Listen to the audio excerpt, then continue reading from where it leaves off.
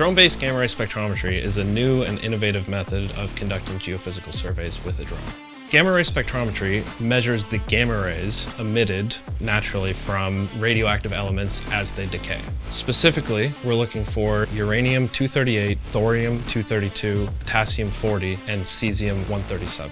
Clients can use the maps generated in these surveys to plan drill targeting in mineral exploration. Companies can also track naturally occurring radioactive material for ESG compliance.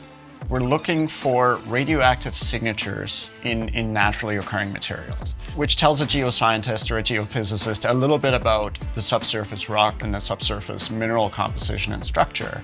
So that technology in this application is often used to aid in natural resource exploration, certain deposits of minerals and metals, but also looking for uranium.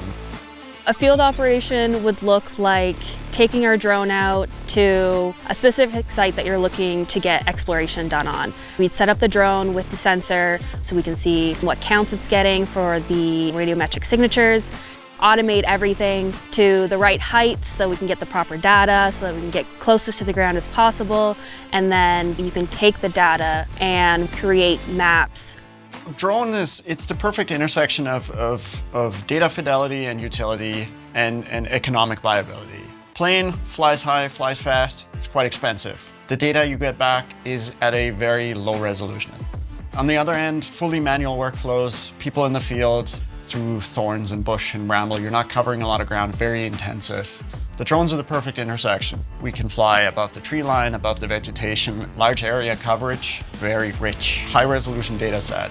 You get the best of both worlds.